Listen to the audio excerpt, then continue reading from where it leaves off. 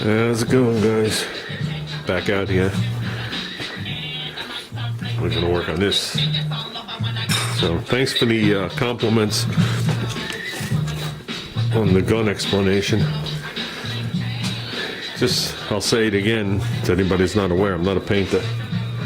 So I can't answer all your questions. And if I answer them incorrect, I'd like for someone to correct me.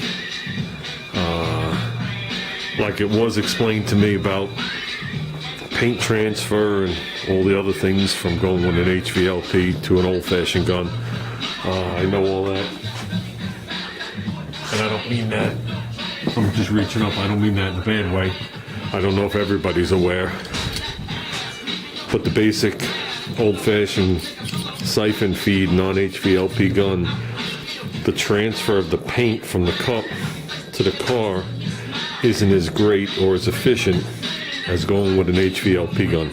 You get more paint to your item. Okay? First of all, a real body shop can't use these guns. We know that. And I'm not saying some of them don't, but they can't use these guns. In the long run, and probably in a short period, a quality HVLP gun will pay for itself, especially with the prices of some of these base coats. Quality HVLP gun is in the $700 to $1,000 range for a really nice one. I mean, if you're going to do really nice work, it pays to have some nice guns. Just like I have a toolbox full of tools, they have an area full of paint guns. And then, you know, the body guys have boxes full of their stuff to do their work. But, yeah, I know that. For me, we've already used multiple guns on this car because this has been an experiment. This is Junior's project, not mine. So he's already tried his Iwata. I've already harbor freighted the other side just to test it out. I don't know what possessed me to do it that day, but I did. Now I'm going back. I want to show Junior how to use a siphon feed gun. Not this one. I want to show Junior how to use a siphon feed gun on the side on a bigger area. And that'll allow Junior to paint the hood. That'll allow Junior to paint the hatch. That'll allow Junior to paint the valance. The underneath of the hood, the underneath of the hatch. Okay. Some of those things we will use probably the Harbor Freight gun, like underneath the hatch. It's a small area, flows it out really nice in areas like that, and possibly the valance. But on the hood, I want him to be able to use, you know, a different type of gun. With that said, I'm going to bring this Fender to 600. Got some music playing. It's random off YouTube, so, and commercials. So let's get working. And there's no way, shape, or form. However, this car is going to come absolutely mint without wet sanding. Okay, there are degrees of problems all over so far. Nothing bad, nothing that we can't resolve. The key is to get areas like under the hood that I didn't have to deal with any kind of wet sanding, and whatever issues were there were going to stay. But as for the sides of these cars, I know we're going to wet sand them. If the car requires a re-clear, like I said, as long as the body works good and the base coat's good and this car's flat, I'll re-clear the car. I don't really care. I'll re-clear a door, or re-clear half the car. It does not matter to me. So, okay guys. Okay guys, that's it actually. Not much videotaping today. This is what I did do. There's fenders in 600 everywhere. Wheel wells, jams everywhere, even in there. Stuff's to be wiped off. From the center of the car out, including all over here and over here, along this wall and around the back, I swept it on my hands and knees. Since I don't have a full-size broom anymore, I only got the little head. Because the push broom doesn't do shit. I like to get rid of all the big stuff, let it settle. And then when I wash it down, I'm not taking body dust and stuff like that and putting it out into the street. I'm taking some kind of dust, but you know what I mean? The majority is getting swept up and put where it's supposed to be, in the trash. And I do bag that trash and I bring it to where I work to get rid of it correctly. Whatever they do with it after that is out of my hands. But I don't take all the crap from the floor and just hose it out into the street. So I get up as much as I can until I can't get no more. Then I'll rinse it down. But with that, we're gonna start remasking tomorrow. Took some of the stuff off. As you can see, there's just the remnants of stuff hanging under the car here. Everything out of the well's gone. I peeled this back over here. This is just laying over there now. We're gonna remask this. We're out of paper, so we're gonna go plastic. As far as I know, everything is sanded. When I clean the car, I'll know what I missed.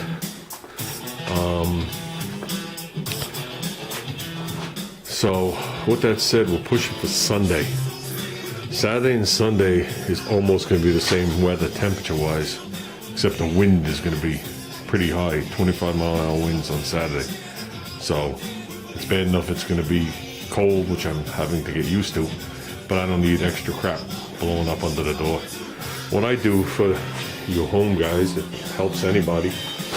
Not that I'm coming out totally dirt-free, but I hose the driveway down.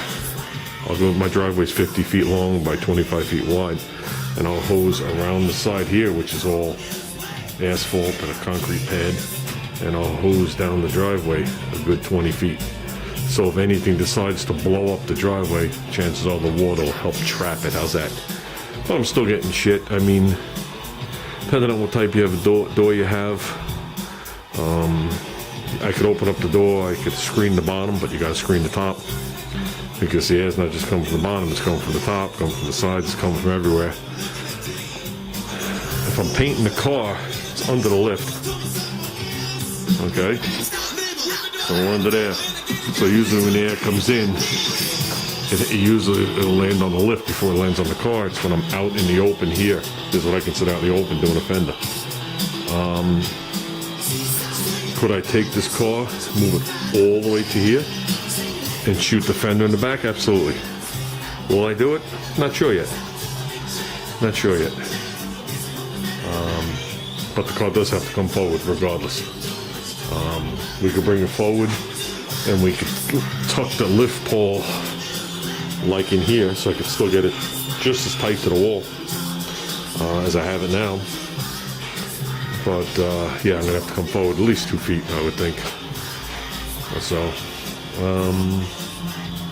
So with that said, guys, we're just gonna keep working out here. That'll give me a nice, easy day on Saturday to get everything buttoned up, and that'll also allow me to rinse this down on Saturday while everything's well above freezing, and allow it to dry on the driveway, even though I'm gonna squeegee it, so it doesn't turn into a sheet of ice on my driveway and down my street. So that's the more responsible way of doing it. And then we'll get up Sunday morning and put the base coat on and start clearing. So, but we have to spot prime first. Don't think I didn't forget. Didn't do too bad, like I said, but there are a couple areas where I hit metal that I'm concerned. There. A little dot up here. Like I said, on the bottom of that door, I whacked it once or twice. The fender, I don't think I touched it anywhere. This back door, right in the center of that big sanded out area, I got it. Just a dot, size 2 pencil dots.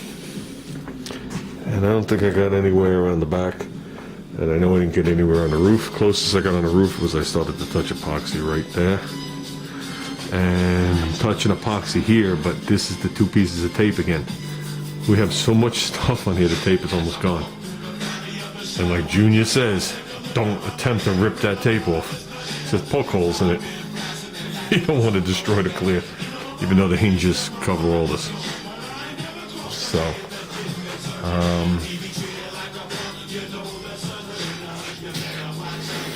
I guess that's it. We can empty the garbage pail. So, it's garbage night, so they get everything. So, with all that said, down to 40% humidity. We're almost in the desert, and only 60 degrees in here. So we don't have the heat on. This is off. Turned all the way over. The thing is over there. I got to put the cover back on. It's laying back there. And we have the electric heaters on, down pretty low. This one's only on 1 click. So, can't wait till we're done painting and I can seal the roof. You don't have to worry about losing any kind of heat.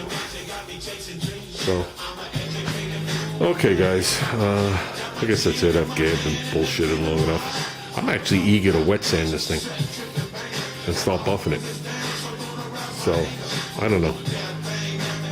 But even if that was all I had to do, my insides say this car's got to sit a minimum of a month before you wet sand it. So if you want it to continue to look good. So I told Junior what I'm going to do is I'm going to take a piece of something later on and I'm going to purposely put runs and sags and orange peel all over it in different spots so I can practice a little. Even though I had plenty of practice down here, down here, down here, down here, and I sanded that pretty aggressive right off the bat with 320. So it takes a lot to get through the clear. So like I said to Junior's satisfied however it comes out, and I said to Junior, listen, whatever it takes, I want it to look nice. Like I said, if I got to re-clear coat something or repaint something, I will. I really don't want to repaint it because I want to keep it matching colors. But yeah, I'll post a picture. I was going to do it on the other video. I forgot. I'll put it in the beginning of the video, but now you'll hear about it at the end of the video. Try and guess what the boxes that I bought Junior for Christmas. So I didn't wrap it. It's still in the brown box, but I put it in the living room yesterday. I made him help me carry it in. So I want to see if anybody could possibly guess what's in that box. Because Junior has no idea. Nor does he want to know. He really wants to be surprised. I won't give any hints on what it could possibly be. But we'll see. Okay, I'm out of here, guys. I'm sure you don't want to hear this old school rap anyway.